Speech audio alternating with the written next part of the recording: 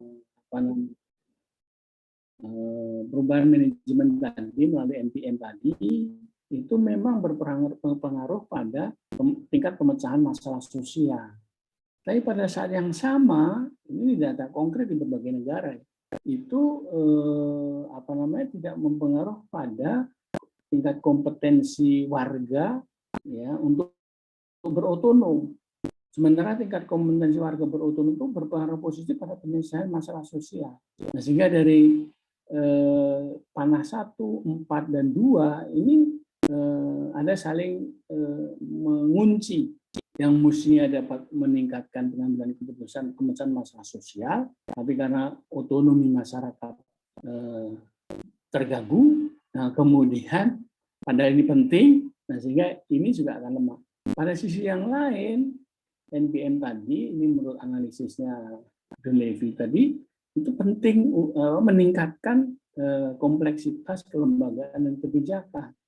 Nah, kompleksitas yang meningkat ini juga akan menurunkan tingkat pemecahan masalah sosial. Pada saat yang sama, tingkat kelembagaan yang lebih kompleks ini juga akan menurunkan kompetensi warga untuk berotonom. Jadi secara akumulatif yang kita tujuannya itu adalah apa namanya pemecahan masalah di masyarakat itu tidak tercapai. Nah, karena memang seperti tadi ini yang diidentifikasi di awal tadi bahwa telah terjadi fragmentasi layanan-layanan publik. Nanti kita contohkan di Indonesia. Kalau Dunleavy banyak sekali contoh di negara lain. Dan banyak silo atau silo layanan masyarakat. Dan ternyata para pusat-pusat layanan tadi, baik yang masih di sektor publik maupun yang sudah dikerjasamakan atau yang diprivatkan, itu justru lebih berorientasi kepada proses bisnisnya sendiri daripada kepentingan warga. Ini untuk data di berbagai negara. Nanti saya akan contohkan di kita. Nah, biaya layanan ternyata juga mahal. Nah, tapi memang ini data ini harus kita kumpulkan sebanyak mungkin karena sekarang ini jangan-jangan fragmentasi layanan publik itu terpecah di antara kementerian dan lembaga di pusat, demikian juga di antara pemerintah daerah. Ini data harus lebih banyak diungkap, diekspor, dibuka, transparan, supaya pengambilan keputusan kita bisa lebih objektif. Nah, penelitian saya itu yang sudah terbit, ini mahasiswa saya S3, ini sudah lulus, ini dosen dari UNRI, ya, sudah terbitkan di jurnal bagus, Q1, Digital Weatherization Birokrasi, Alertness in Disasters Risk Reduction Related to Sunda Strait Volcanic Tsunami. Jadi, riset ini dilakukan di kawasan bencana tsunami Banten, tsunami vulkanik, sepanjang 2019-2020, 2019 terutama, karena peristiwanya 2018. Jadi belum lama dari bencana itu. Nah, ternyata sebagian dari data itu menunjukkan sama dengan apa yang diduga oleh yang diungkap oleh risetnya Dunleavy ini di berbagai negara, di Inggris, kemudian di Selandia Baru dan di Jepang.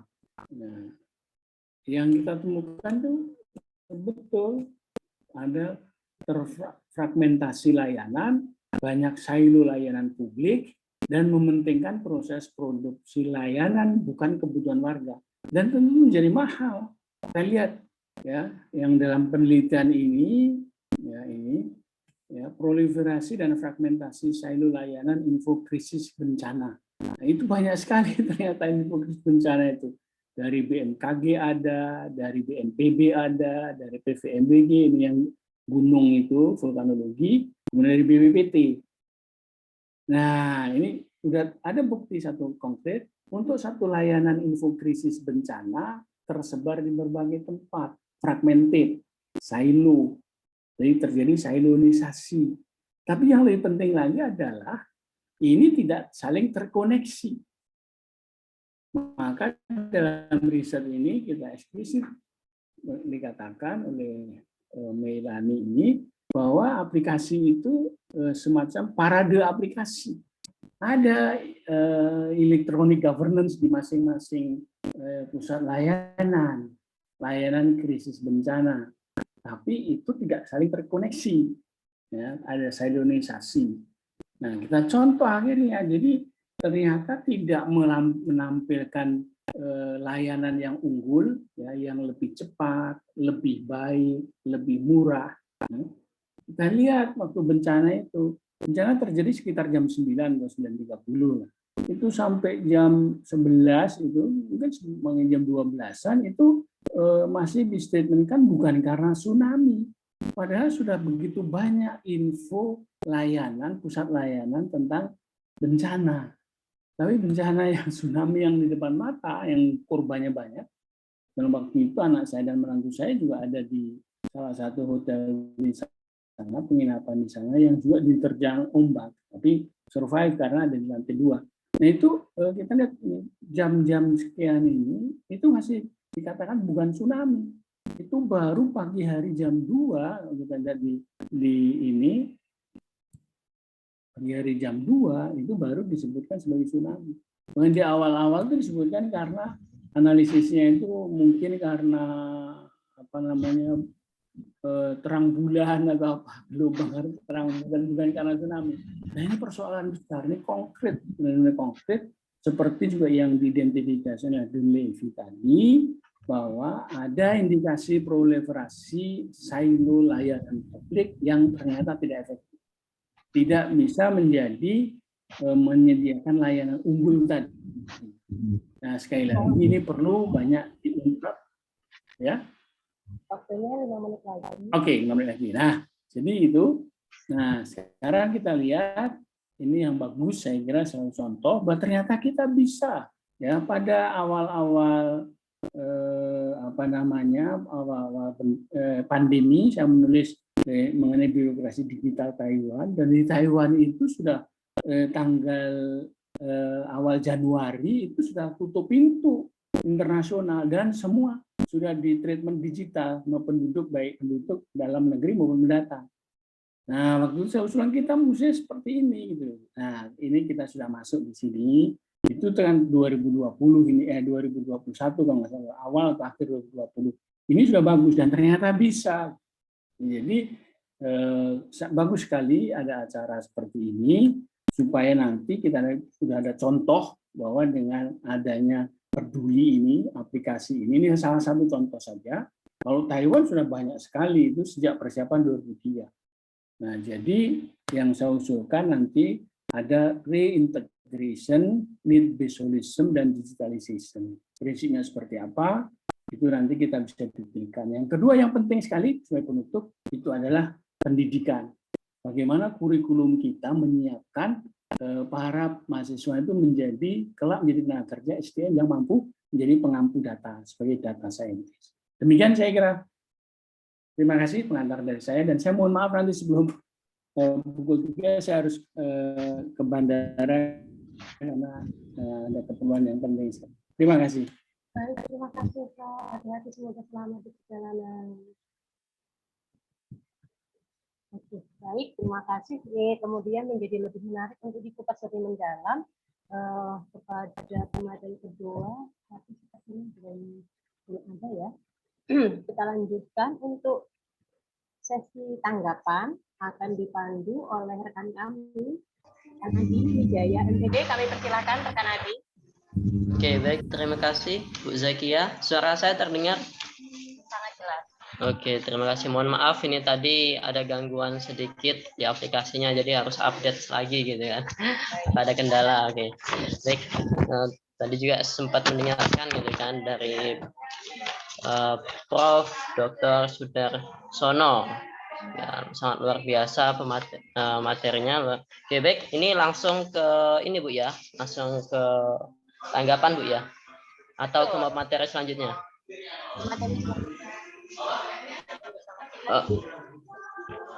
Gimana Ibu?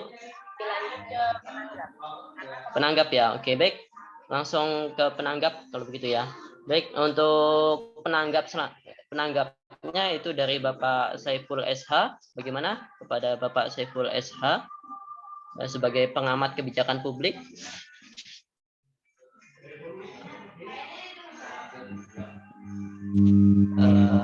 Sudah bisa aktif. Oke, baik, terima kasih. Bagaimana kabarnya ini Bapak Saiful SH? Oke.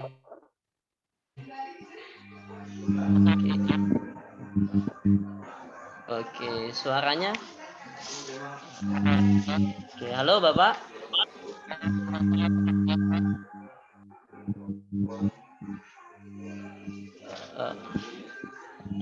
Ini agak terganggu.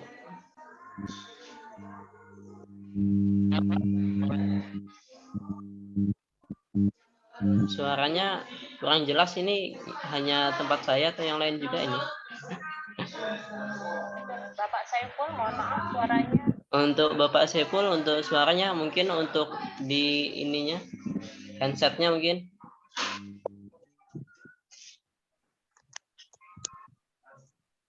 Halo, apakah suara saya sudah jelas? Oke, jelas Bapak. Sudah jelas ya? Sudah Ya, jelas?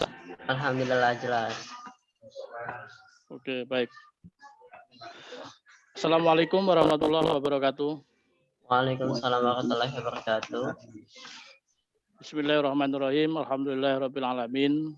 Terima kasih kepada saudara moderator dan host yang terhormat, kepada Bapak Profesor Sudarsono, Guru Besar Universitas Indonesia,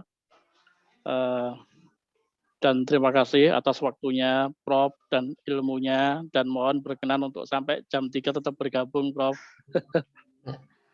Jadi, kepada Bapak Dr. Zainullah yang saya hormati, kepada Bapak Inggar Saputra dari Peneliti Pendidikan yang saya hormati, ini seharusnya tadi setelah Prof. Sudarsono itu Dr. Zainullah, tapi kenapa kok langsung saya, ya nggak apa-apa kan gitu. Mohon izin Bapak, Prof. Henry ternyata lagi mengajar S3 di UGM. Beliau kalau waktunya kekejar, insya Allah segera gabung. Akan tapi bila waktunya tidak kekejar, mungkin next time seperti itu. Baik, terima kasih. Yang pertama, sangat luar biasa sekali apa yang disampaikan oleh Prof. Sudarsono terkait tema kita pada kesempatan hari ini, terutama terkait dengan transformasi digital dalam pemerintahan. Itu ditandai berbagai pembangunan infrastruktur pusat data. Jadi transformasi itu akan berjalan apabila infrastrukturnya itu dibangun. Nah, di sini karena tema kita tentang digital, maka terkait dengan data dan sistemnya itu merupakan bagian daripada infrastruktur. Nah, pusat data itu apa saja? Pusat data itu salah satunya seperti server, data center, satelit yang bisa memunculkan sinyal, itu adalah infrastruktur daripada digital. Yang mana kita tahu bahwasanya pemerintahan pada tahun 2021 itu telah menciptakan aplikasi sebanyak 2.700 aplikasi instansi pemerintah. Dan itu mampu menghemat biaya operasional sekitar 2,7 triliun rupiah. Jadi dengan adanya transformasi digital ini di instansi pemerintahan pusat, itu mampu menghemat biaya operasional senilai 2,7 triliun rupiah per tahun. Itu yang tingkatnya di pemerintahan pusat. Lalu bagaimana dengan kayak Pemda online dan sebagainya, aplikasi-aplikasi digital yang di tingkat pemerintah daerah itu mampu menghemat biaya operasional senilai 12 triliun rupiah. Maka oleh sebab itu saat ini yang dilakukan oleh pemerintah adalah fokusnya yang pertama itu adalah literasi dan edukasi kepada masyarakat luas. Bahwasanya manfaat daripada transformasi digital ini sangat bermanfaat sekali, terutama di era pandemi COVID ini. Edukasi tentang manfaat daripada transformasi digital ini. Tentunya regulasi ini tentunya sangat bermanfaat di bidang UMKM, di bidang ekonomi, apapun ekonomi itu, mau ekonomi UMKM, mau ekonomi syariah dan sebagainya, terutama di pandemi COVID yang kita dibatasi untuk bertemu, bertatap muka dan sebagainya, maka digital itu sangat diperlukan sekali. Sedangkan pengenalan ini kepada masyarakat luas itu diharuskan. Kenapa? Karena kalau enggak disampaikan kepada masyarakat sampai di seluruh pelosok Indonesia, maka masyarakat ini enggak ngerti. Ngertinya paling HP cuma buat nonton YouTube, kan gitu. Makanya bagaimana supaya masyarakat pelaku ekonomi itu sesuai dengan yang disampaikan oleh Yang Mulia Prof. Sudarsono tadi, sebagai pengampu daripada digital itu, pengampu data ekonomi, data UMKM, dan lain sebagainya, itu harus masyarakat di desa juga harus merasakan itu. Nah ini seharusnya saya tadi mengharapkan Prof. Henry sebagai staf khusus Menkominfo itu hadir. Kenapa? Karena ini tugasnya Menkominfo, begitu Prof. ya. Gitu. Itu yang pertama. Yang kedua, infrastruktur komunikasi secara merata itu harus diprioritaskan sehingga seluruh wilayah di Indonesia menikmati fasilitas internet. Oleh sebab itu, kebijakan berbasis bukti itu harus diperkuat kembali. Jadi ada yang namanya kebijakan berbasis bukti. Ini harus diperkuat dan dipertajam, terutama untuk di era pandemi COVID, itu harus betul-betul diperkeras. Kenapa? Karena saat ini masyarakat luas dituntut paham dengan digital, dituntut paham dengan transformasi digital, apalagi ada revolusi industri 4.0. Itu seperti itu. Terus yang ketiga, transformasi digital di dunia pendidikan itu lebih ditingkatkan sesuai dengan arahan Prof. Sudarsono tadi, tentunya baik mahasiswa maupun dosennya ataupun murid dan gurunya itu mampu sebagai pengampu data. Kalau yang menjadi pengampu data cuman muridnya saja kan gitu. Itu seperti itu. Begitupun kebalikannya. Dua-duanya ini harus mampu sebagai pengampu data, baik antara guru maupun murid, apalagi menuju pendidikan kampus merdeka ataupun belajar secara merdeka. Kalau kita melihat daripada kacamata konsolidasi operator satelit domestik, jadi itu bagian daripada infrastruktur yang mana sesuai dengan keterangan dari Prof tadi 2010 itu mulai transformasi digital, itu betul sekali. Akan tapi baru pada saat itu diprioritaskan kepada telekomunikasi sehingga sampai 2018 itu ada Telkomsat ya. Terus 2019 itu ada Sate Panas, itu namanya seperti itu. Itu begitu. Terus peta jalan regulasi satelit nasional itu dari tahun 2017 sampai tahun 2018 itu adalah filling. Yang mana filling itu sendiri itu merupakan deregularisasi aplikasi filling sehingga memunculkan 2.700 aplikasi yang ada di seluruh Republik Indonesia. Sedangkan pada tahun 2019 sampai 2020 itu ada Korsat, koordinasi satelit secara sinergitas. Lalu pada tahun 2021 sampai 2022 itu adalah konsolidasi atau joint operation, joint operasional. Nah, kita berharap mudah-mudahan Bapak Presiden pada tahun 2022 ini pembangunan berkelanjutan tentunya keterkaitannya dengan infrastruktur, regulasi dan transformasi daripada digital yang mana kita tahu bahwasannya saat ini pandemi COVID masih ada. Ini konsolidasinya, join operasionalnya dari pemerintah pusat ke pemerintah daerah, dari pemerintah daerah ke pemerintah desa, kecamatan dan sebagainya, itu segera terjadi pemerataan, apalagi program beliau Bapak Presiden menuju Indonesia Emas 2045 dan menuju G20 pada tahun 2022. Mudah-mudahan seluruh warga Indonesia itu bisa menikmati yang dinamakan transformasi digital sehingga menikmati layanan satelit dan layanan internet baik yang ada di pedesaan maupun yang ada di perkotaan. Saya kira tanggapan saya itu Bapak Moderator, Prof, mohon petunjuknya. Kurang dan lebihnya saya mohon maaf. Wassalamualaikum warahmatullahi wabarakatuh. Waalaikumsalam warahmatullahi wabarakatuh. Baik, terima kasih pada Bapak Saiful Esa atas tanggapannya. Oke, baik. Selanjutnya langsung saja untuk kita lanjut ya untuk pemateri selanjutnya. Nah, nanti baru akan mulai lagi untuk tanggapan-tanggapannya. Untuk selanjutnya untuk Profesor Dr. Henry Subakto sebagai staf khusus Kominfo sudah bisa hadir. Halo.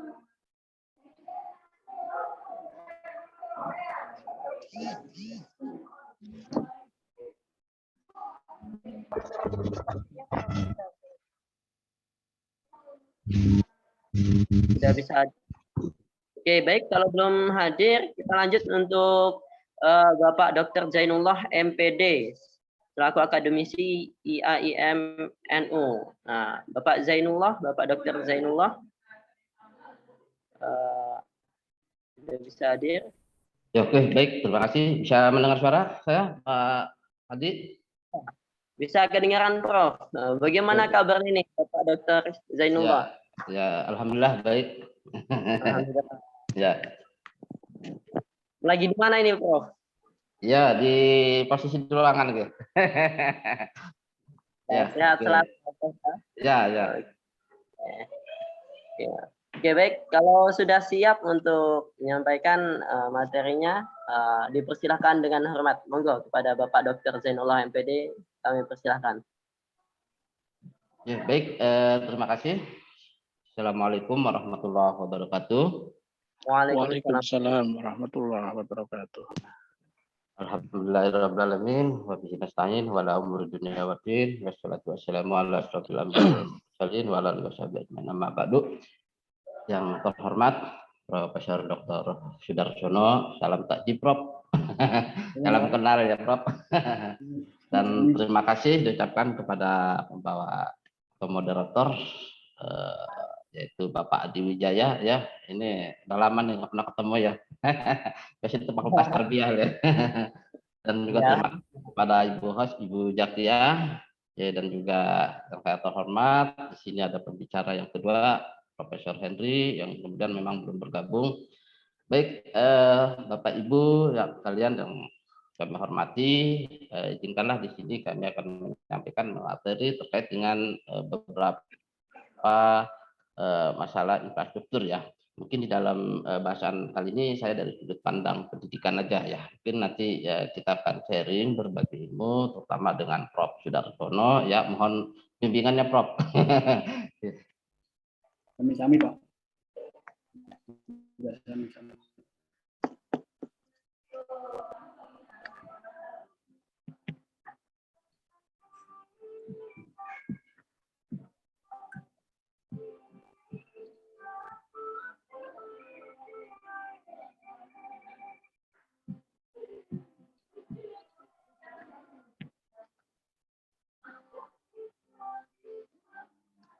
Oke, baik Bapak Ibu yang saya hormati, pada kesempatan siang ini merupakan satu kehormatan bagi kami untuk mengisi webinar pada siang hari ini terkait dengan masalah infrastruktur digital ya. Baik, pada kesempatan siang hari ini kami akan menyampaikan materi terkait dengan bidang pendidikan, yaitu mengenai tantangan dan peluang digitalisasi pendidikan di masa pandemi dalam mendukung pembangunan nasional. Nah, terkait masalah digitalisasi pendidikan ini juga menjadi salah satu isu yang mendapat perhatian publik ya di beberapa 2 tahun terakhir ketika kita mengalami masa pandemi kita, dan ini perlu ada respon yang cukup mendapat perhatian publik terutama karena bagaimanapun juga pandemi COVID-19 ini telah memaksa ya terutama para siswa, guru dan juga sekolah untuk mencicipi ya pendidikan yang berbasis teknologi digital. mau tidak mau ya, meskipun saat ini kita sudah kembali normal, namun siap atau tidak, digitalisasi pendidikan ini penting sekali harus direalisasikan serta diterima oleh semua pihak, terutama sekolah atau lembaga pendidikan dalam menyambut era 4.0 ya, 4.0 ini adalah salah satu yang penting yang harus menjadi perhatian kita bersama di dalam menghadapi pembangunan, terutama untuk mendukung pembangunan nasional kita. Nah, kalau kita melihat dari tantangan yang dihadapi di dunia pendidikan ini cukup banyak sekali, terutama terkait dengan masalah pemanfaatan teknologi ya. Di antaranya tantangan itu mungkin barangkali masalah internet, listrik, dan juga sumber daya manusia. Itu juga menjadi salah satu fundamental peningkatan kualitas Indonesia pada masa kini dan juga mendatang. Terlebih-lebih adalah pemerintah sudah mencanangkan di dalam visi misinya pada tahun 2045 itu sebagai momentum emas untuk lompatan sumber daya manusia Indonesia. Artinya 25 tahun lagi ya kita akan menuju momentum itu yang harus kita dipersiapkan dari sekarang secara maksimal. Baik Bapak Ibu yang saya hormati, pada kesempatan siang hari ini ketika kita berbicara digital, berarti kita akan berbicara berada pada era digital ya. Jadi bagaimanapun juga pembangunan infrastruktur digital ya masyarakat Indonesia yang saat ini berada pada era digital tidak terlepas aspek kehidupan, tidak terlepas dari penggunaan dan pemanfaatan teknologi ya, informasi dan komunikasi. Dan ini termasuk juga di bidang pendidikan, sosial, budaya, itu tidak terlepas yang namanya era digital. Kemudian juga terjadi pola pergeseran, pola pikir, kemudian pola sikap dan pola tindakan masyarakat di dalam akses dan mendistribusikan informasi. Ini juga yang terjadi transformasi di era digital saat ini. Bahkan masyarakat Indonesia juga akan semakin memudahkan di dalam mengakses informasi melalui berbagai platform teknologi digital yang menawarkan berbagai inovasi tentunya, inovasi terkait dengan inovasi fitur ataupun medium komunikasi yang interaktif ya. Jadi saat ini memang kita harus realistis hidup di abad 21 sebagai masyarakat digital atau digital society yang artinya realitas hidup di abad 21 ini memungkinkan di mana manusia di dalam berbagai sektor kehidupannya tidak terlepas atau terpaut dengan yang namanya teknologi digital. Jadi teknologi digital ini sudah menjadi satu keharusan yang terjadi pada saat ini ya. Nah, ini momentum kita karena memang perubahan-perubahan itu semakin cepat di bidang teknologi pendidikan. Nah, terkait dengan pandemi COVID, karena ini masih suasana pandemi COVID, dan ini memungkinkan mendorong terjadinya sebuah perubahan struktural yang sangat cepat sekali, ya di dunia sektor pendidikan bahkan di dunia kerja itu juga mengalami satu proses perubahan struktural. Jadi apa yang sudah disampaikan Profesor itu sudah menggambarkan bahwa digital itu menjadi salah satu instruktur yang harus salah satu alat ya yang harus menjadi momen penting yang harus kita kembangkan di saat ini. Nah, ada beberapa pandemi COVID-19 ini mendorong terjadinya sebuah perubahan struktural yang sangat cepat. Ini kita lihat di sektor pendidikan, di mana di sekolah-sekolah ataupun di perguruan tinggi, ya bahkan di seluruh dunia harus cepat beradaptasi dengan sistem digital. Nah, ini memfasilitasi pembelajaran jarak jauh yang akhirnya kita mungkin 2 tahun belakangan kemarin kita sudah menerapkan dengan sistem pembelajaran jarak jauh. Ya, ada yang menggunakan sistem online ataupun apa bentuknya. Nah, ini tidak terlepas karena ada masa pandemi COVID-19. Kemudian tentunya tekanan-tekanan yang lain ya di bidang industri Ya. Nah, di bidang industri juga termasuk di bidang ekonomi ini banyak sekali yang mempengaruhi ini beberapa perubahan struktur ya seperti yang dianalisis oleh Kenneth. Kemudian dunia pendidikan ya tentunya terkait dengan era digital ini itu mengalami tantangan ya, tidak terlepas itu tadi sudah dijelaskan karena pemerintah sudah mencanangkan pada tahun 2045 sebagai momentum emas untuk percepatan kita untuk mempersiapkan diri di dalam membangun sebuah struktur digital. Oke. Nah, kemudian tantangan-tantangan pendidikan, pendidikan di masa pandemi ini, kalau kita lihat, ya terutama terkait dengan masalah digital ya, penggunaan internet ini berdasarkan beberapa sumber informasi dari Kominfo tahun 2020, itu penggunaan internet berdasarkan tingkat pendidikan. Kita lihat di sini tingkat SD itu penggunaan internet akses sekitar kurang lebih 25,10%, dan SMP ada 48,53%, kemudian SMA kurang lebih 70,54%, S1 79,23%, kemudian S2 sampai S3 itu 88%. Nah, artinya sini, jadi belum rata ya penggunaan internet sebagai salah satu media ya yang kita gunakan di dalam proses pembelajaran di dunia pendidikan. Nah, jadi itu salah satu tantangan kita. Nah, kemudian ada beberapa kendala di dalam proses pembelajaran, misalnya di sekolah, keterlambatan sekolah dalam pengenalan perbaikan fasilitas. Nah, jadi kalau kita lihat memang ada beberapa persoalan di lembaga pendidikan yang terkait dengan masalah terutama terkait dengan penggunaan infrastruktur. Ya, misalnya satu kelas di sekolah itu harus ada lab komputer ataupun jaringan internet. Ternyata itu masih banyak beberapa lembaga pendidikan atau sekolah yang belum memadai terkait dengan masalah itu. Ya.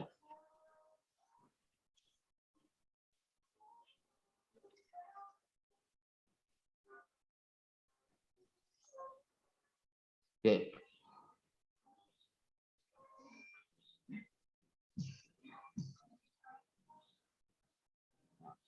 Nah, jadi ini menjadi satu persoalan ya. Jadi terkait dengan digitalisasi pendidikan ini, saya kira keberhasilan ya program digitalisasi pendidikan yang saat ini itu sebenarnya kan bisa dilihat dari kesiapan beberapa aspek ya, baik lembaga ataupun sumber daya manusianya di dalam membangun infrastruktur pendidikan yang ada di lembaga-lembaga pendidikan. Jadi ada 3 sebenarnya sikap yang harus kita pengembangkan terkait dengan masalah ini. Nah, ini ada beberapa soalan pentingnya digitalisasi ya.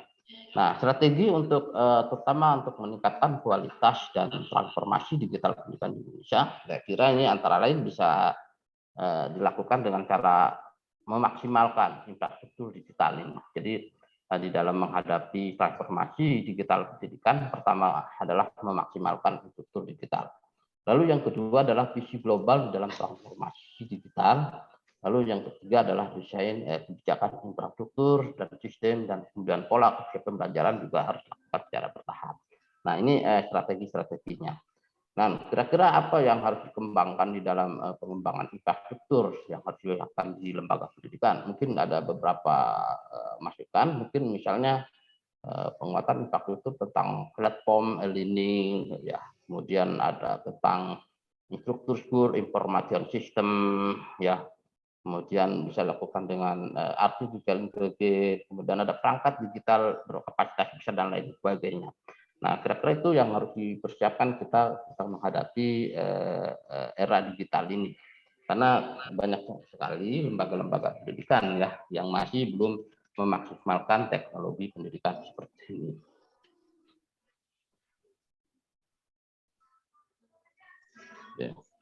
Oke. Barangkali ini masih ada waktu? Masih, Prof. Masih ada waktu. Masih ada waktu ya. Masih ada waktu. Oke. Jadi ini bisa diambil satu gambaran ya bahwa tantangan pendidikan di pasca COVID ini artinya ini menjadi satu keharusan bagi kita, meskipun kita di dalam proses pelaksanaannya kemarin kita sudah menggunakan ada yang namanya sistem blended learning dan lain sebagainya. Dan ini menjadi satu tantangan dan peluang digitalisasi pendidikan di masa depan. Jadi bagaimanapun juga digitalisasi pendidikan di saat pandemi ini, saya kira ini harus mutlak harus dilakukan, meskipun tak dimungkiri ya, bahwa teknologi tidak dapat menggantikan, meskipun di dalam peran pendidikan teknologi tidak menggantikan peran seorang guru ataupun dosen dan interaksi belajar mengajar antara peserta didik dan pengajar. Nah, jadi seperti ini yang harus dikembangkan ya, terutama di perguruan tinggi. Saya kira ini harus betul-betul urgensi digitalisasi ini menjadi keharusan ya. Jadi supaya proses pembelajaran ke depan pemampatan edukasi menjadi yang sangat penting sekali kita gunakan.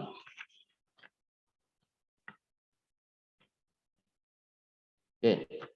Kemudian terakhir mungkin ini ada materi yang terakhir ini mungkin tidak panjang ini. Nah, untuk bagaimana sebaiknya masa pendidikan kita ke depannya nanti.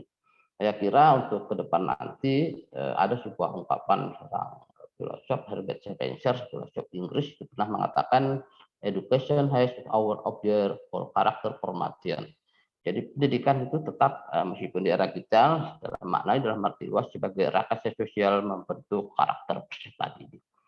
Kemudian pendidikan dalam menghadapi tantangan 5 tahun terakhir ini, perkembangan teknologi ini juga mengubah daya hidup masyarakat.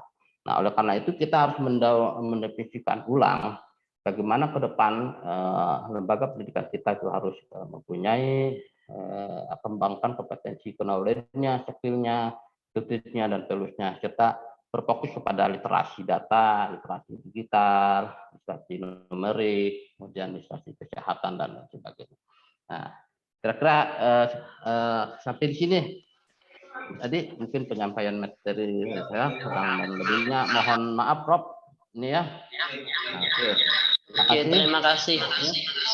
Oke, terima kasih banyak kepada Dr. Zainullah MPD, esmatinya luar biasa sekali. Ya memang sangat besar gitu ya hari ini tantangan bentuk khususnya di Indonesia dalam menghadapi di era digital saat ini ya Prof ya. Nah, terutama dalam infrastruktur digital, internet dan lain-lain sebagainya, karena sangat berpengaruh sekali dampaknya gitu kan, terutama dalam pendidikan, ekonomi dan lain-lain. Oke, sebelumnya dapat salam dan selamat datang dan selamat bergabung kepada Dr. Tamtam ya, dokter ahli kandungan dan penyakit dalam dan sekaligus staf ahli dokter kepresidenan. Oke. Hadir di sini pada Dr. Tamtam. Oke, yang mudah-mudahan sehat selalu ya. Oke, baik. Selanjutnya langsung saja untuk meningkat waktu untuk tanggapan pada Bapak Inggar Saputra, MSI. Oke. Sudah hadir di sini kepada Bapak Inggar Saputra, MSI? Oke, sudah Mas. Oke, alhamdulillah. Bagaimana kabarnya Bapak Inggar nih? Alhamdulillah sehat. Alhamdulillah sehat. Lagi di mana nih Bapak posisinya ini? Lagi di rumah biasa, baru selesai dan Zoom ini. Alhamdulillah. Oke. Siapa ya untuk langsung menyampaikan materinya? Kurang lebih 20 menit atau 25 menit. Oke, monggo kepada Bapak Inggar Saputra.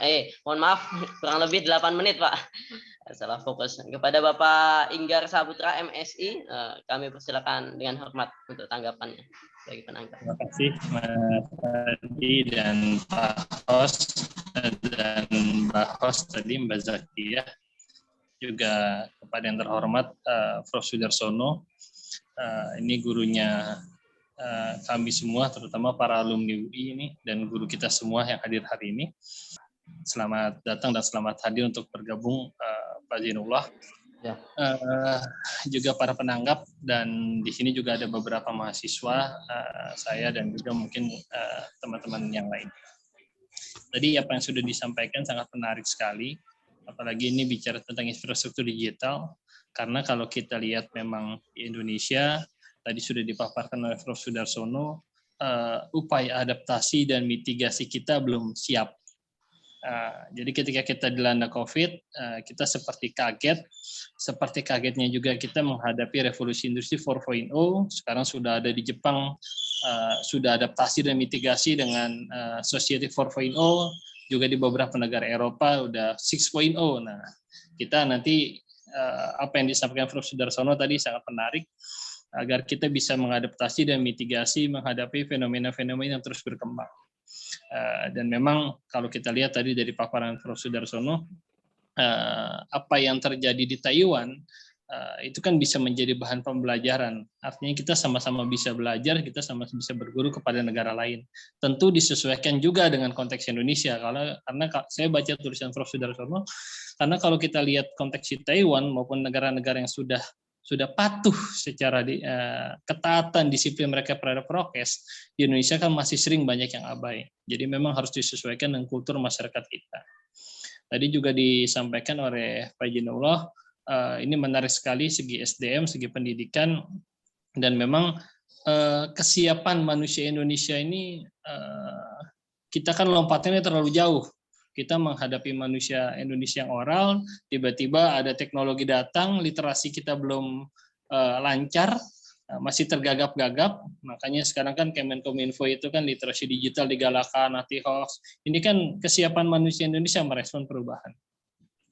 Dan juga memang tadi penanggap sebelumnya Pak Saiful itu menarik juga tentang bagaimana infrastruktur digital.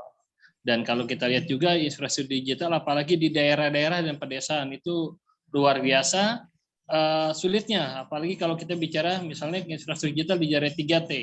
Mereka tower saja tidak punya, jaringan internet saja susah gitu. Jadi bisa dibayangkan bagaimana kita membangun negara kita yang mayoritas lautan dan daratan, orangnya agraris, orangnya juga banyak yang di nelayan, tapi kita dihadapkan pada perkembangan situasi global yang terus berkembang dan kita harus bisa menyesuaikan. Tapi mau tidak mau memang saya setuju dengan Pak Zainullah tadi bahwa kita memang harus sigap, kita harus lihat bagaimana perkembangan global, apalagi dunia pendidikan kita makin berkembang dengan adanya revolusi 4.0.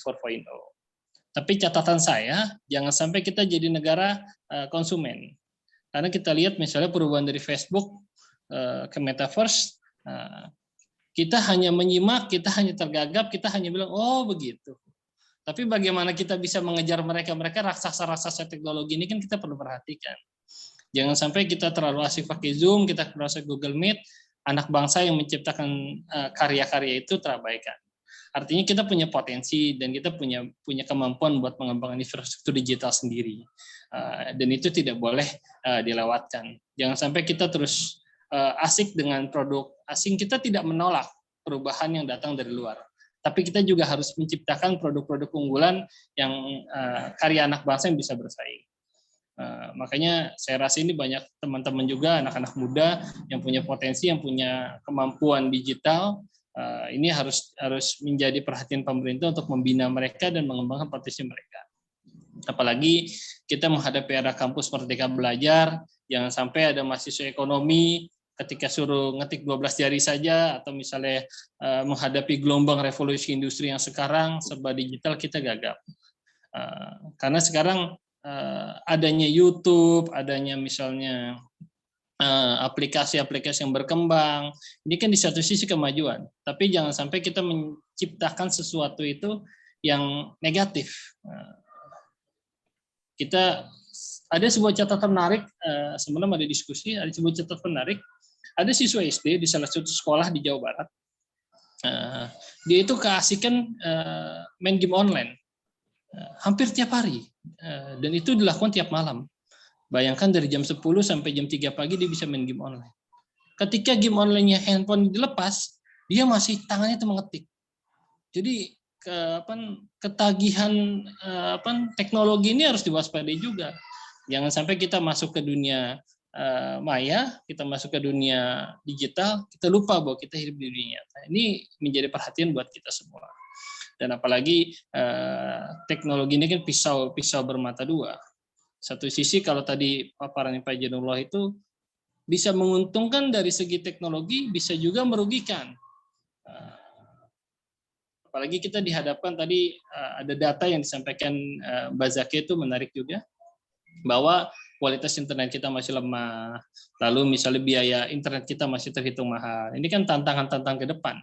Sebenarnya kalau pembicara dari Kominfo ini, staf ahli Kominfo, Prof. Henry datang, ini akan lebih menarik. Artinya beliau mungkin bisa memaparkan apa upaya-upaya pemerintah menghadapi apa yang kita diskusikan hari ini.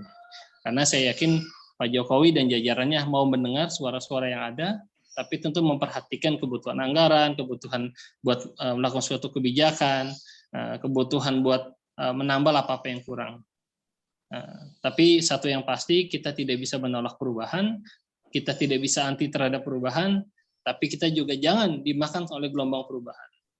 Kita tentu berharap ke depan kalau sekarang Facebook, Google, dan berjaya, ada karya anak bangsa di bidang teknologi yang bisa mengcounter itu semua dan justru membawanya dari Indonesia buat dunia. Bukan kita selalu sibuk menerima budaya-budaya yang dari asing. Kurang lebih seperti itu. Terima kasih buat para narasumber, ini ilmunya sangat luar biasa. Prof. Sudarsono, Pak Janullah, tadi Pak Saiful, juga nanti mungkin di sisi tanggapan akan ada ilmu-ilmu baru yang kita bisa gali, bisa kita diskusikan. Kurang lebih seperti itu, Mas Hadi. Terima kasih. Assalamualaikum warahmatullahi wabarakatuh. Waalaikumsalam warahmatullahi wabarakatuh. Baik, terima kasih kepada Bapak Inggar Saputra MSI atas tanggapannya. Oke, baik. Jadi teknologi itu netral ya, selain memberikan keuntungan gitu kan, tapi juga ada juga ketika tidak bisa memanfaatkan dengan baik, maka bisa menjadi berdampak merugikan gitu kan. Oke, baik, terima kasih kepada Bapak Inggar atas tanggapannya. Oke, baik. Untuk selanjutnya yaitu sesi tanya jawab kepada audiens yang sudah studi untuk menanti gitu kan, dari tadi hingga sampai saat ini mendengarkan materi-materi yang luar biasa yang telah disampaikan oleh beberapa narasumber gitu kan, sekaligus ada pun tanggapan-tanggapan dari beberapa yang seorang penanggap gitu kan. Mungkin dari audiens apabila ada yang ingin tanyakan, kami persilakan untuk dua penanya. Saya buka dua penanya. Bagaimana? Ada yang ingin ditanyakan kepada audiens?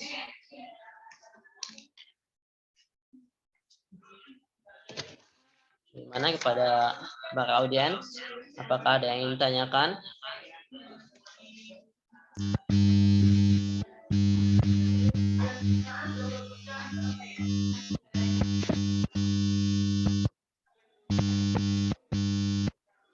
Bagaimana?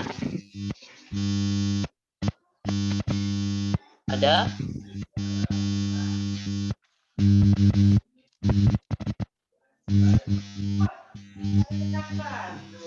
Bagaimana? Ada yang ingin ditanyakan pada audiens?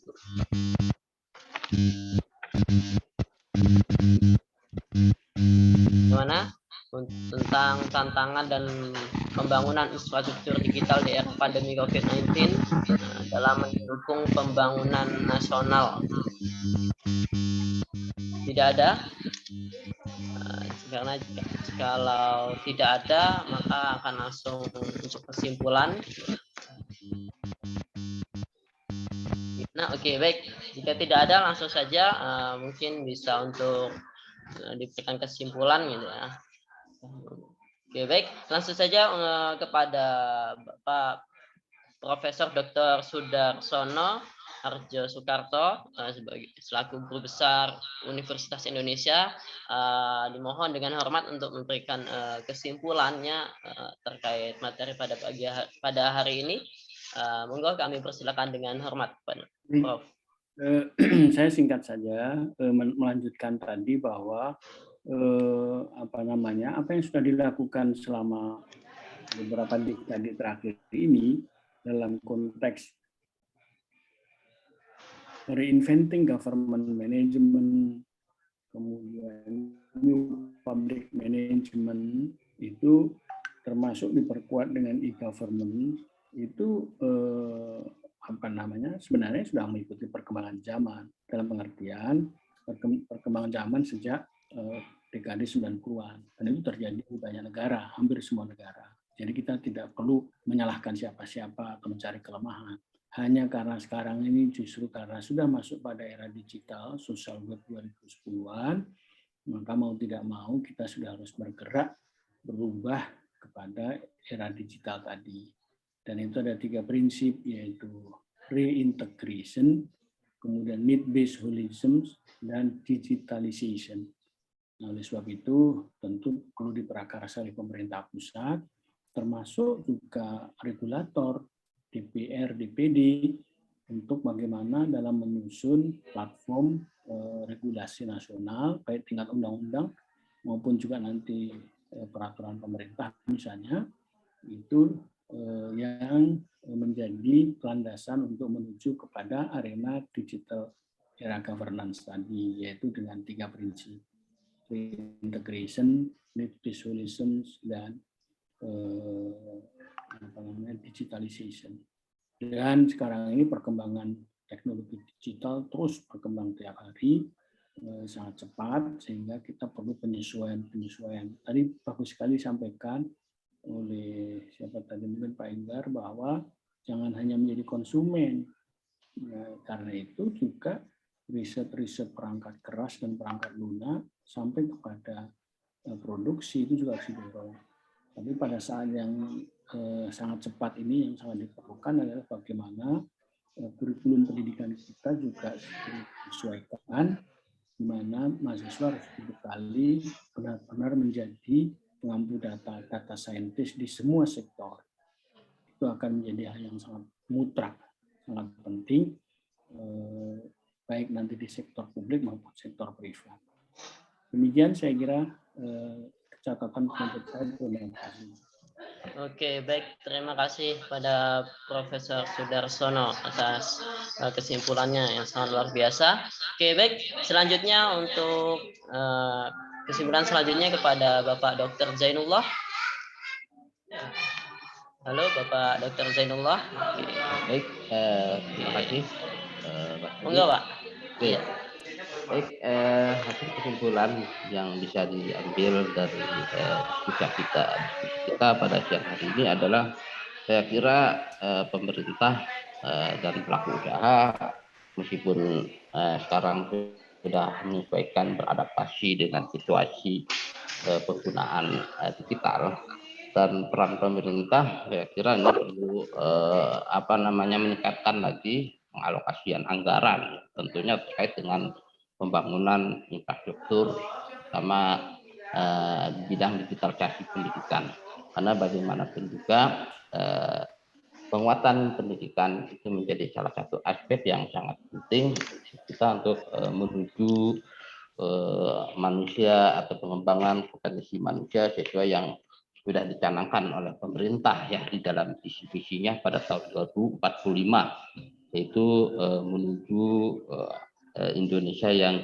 gemilang. Nah, ini yang perlu kita kembangkan lagi ya, terutama akses internet, fasilitas akses internet, kemudian infrastruktur laboratorium yang ada di sekolah-sekolah ini juga perlu ditingkatkan lagi di dalam rangka untuk penguatan digitalisasi di bidang pendidikan. Itu saja kesimpulan yang bisa saya sampaikan. Kurang dan lebihnya mohon maaf dan saya akhiri. Allahumma Assalamualaikum warahmatullahi wabarakatuh. Waalaikumsalam warahmatullahi wabarakatuh. Oke, baik, terima kasih pada Bapak Dr. Zainullah atas kesimpulannya. Baik, selanjutnya kepada Bapak Saiful SH untuk memberikan kesimpulan. Baik ya. Monggo Bapak. Ya. Suara saya sudah jelas ya, Mas? Oke, jelas.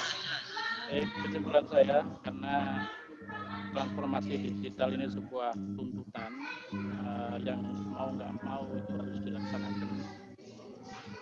Dan semakin hari semakin tinggi, maka hal-hal yang harus dipersiapkan adalah yang pertama kapasitasnya semakin besar. Yang kedua, kuota yang tidak terbatas atau unlimited. Yang ketiga, availabilitas yang tinggi. Dan yang keempat, harga semakin kompetitif. Yang kelima, customer-nya juga experience atau bermacam-macam bentuk. Jadi itu 5 poin kesimpulan saya, dan itu semoga terlaksana dengan baik. Saya yakin arahan dari beliau Bapak Presiden menuju Indonesia maju di dalam semua bidang, maka itu akan terlaksana. Itu aja kesimpulan saya, Pak Adi. Terima kasih.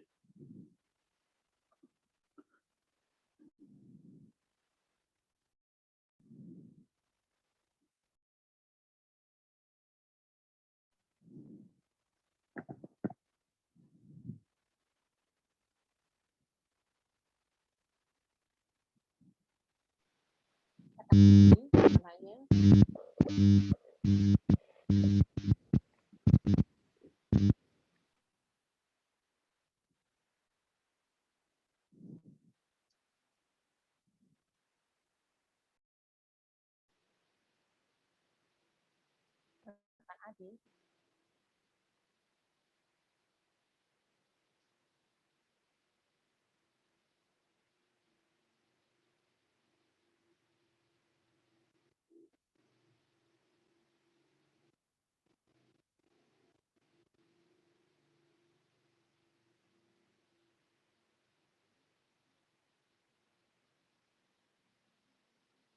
Baik, saya ambil alih karena rekan Adi sepertinya terganggu koneksi. Selanjutnya kami ingin closing statement yang disampaikan oleh Bapak Inggar Saputra MSI. Kami persilakan Bapak Inggar. Ya, terima kasih. Kesimpulan hari ini yang pertama adalah kita harus meningkatkan kompetensi diri kita. Artinya saya mengajak semuanya hari ini kita pada sama belajar saling sinergis antara profesor, dokter dan lain-lain. Termasuk kepada mahasiswa, upaya transformasi ilmu pengetahuan harus terus ditingkatkan. Kedua, kita kolaborasi. Tadi Prof sangat bagus untuk pembicaraan nanti belajar dari Taiwan, tapi mungkin negara-negara lain. Dan ke depan kita berharap ada gagasan apa Indonesia gitu. Apa kalau sekarang revolusi industri dari Jerman 4.0, Jepang Society 4.0, terus di Kanada dan Eropa 6.0, mungkin nanti kita bisa bikin Pancasila 7.0 gitu kan. Nah, ada gagasan-gagasan yang harus kita bawa dari Indonesia. Yang ketiga, kita berharap memang pemerintah lebih serius dan bisa melihat dan mapping mana daerah-daerah yang perlu dibangun infrastrukturnya. Jangan sampai di Jawa kita merasakan kemudahan, terus di Sumatera, Kalimantan, ada saudara kita di Papua masih kesulitan akses internet. Itu kan kesenjangan itu artinya masih ada. Dan yang terakhir, kita manfaatkan, tapi tadi saya warningnya itu jangan kita terlalu asik. Kita manfaatkan Zoom, kita manfaatkan Google Meet, dan lain-lain. Tapi juga kita angkat kalau ada potensi-potensi anak bangsa yang bisa bikin edukasi belajar seperti ini. Jadi kita jangan ketergantungan sama Zoom. Juga jangan Google Meet. Kalau bisa kita punya aplikasi ini, kita pakai rame-rame di Indonesia dan suruh orang luar negeri pakai aplikasi kita gitu. Jadi ada daya saing bangsa yang bisa diperkuat. Kira-kira gitu. Terima kasih. Assalamualaikum warahmatullahi wabarakatuh. Waalaikumsalam warahmatullahi wabarakatuh. Oke, baik. Terima kasih kepada Bapak Inggar Saputra, MSI, atas kesimpulannya. Mohon maaf tadi ada gangguan sedikit ya. Oke, baik. Nanti setelah ini akan dipandu kembali oleh Ibu Zakiyah ya untuk penutupan. Jadi sebelumnya saya selama memandu mohon maaf apabila banyak ada kesalahan dan gangguan ya dalam jaringan. Mudah-mudahan materi pada hari ini yang dibawakan oleh para narasumber yang luar biasa bermanfaat. Amin amin rabbal alamin. Jadi dalam menyambut era digital saat ini jangan kita jadikan era digital sebagai masalah atau sebagai hambatan, tapi kita jadikan era digital saat ini sebagai tantangan untuk menuju masa depan Indonesia yang lebih maju lagi. Ya amin amin rabbal alamin. Ya mungkin sekian yang dapat saya tambahkan, kemudian akan dilanjutkan oleh Ibu Zakiyah SPD untuk penutup. Oke, baik, pada Ibu Zakiyah. Halo. Oke, baik. Monggo Ibu. Ya, benar pada topik ini sudah baik dan lancar. Harapannya diskusi pada hari ini memberikan kontribusi yang besar bagi negara Indonesia untuk menumbuhkan ketahanan nasional menuju perbaikan pembangunan infrastruktur digital dalam mendukung pembangunan nasional. Kami ucapkan terima kasih kepada Profesor Sudarsono yang sudah memberikan wawasannya secara luas, juga kepada Dr. Jainullah dan para penanggap kita, serta kepada para peserta yang sudah mengikuti acara ini hingga sampai selesai. Akhirnya kami juga mengucapkan terima kasih kepada Majapahit TV yang telah memfasilitasi acara pada sore hari ini. Kami undur diri, kami akhiri. Wassalamualaikum warahmatullahi wabarakatuh. Waalaikumsalam.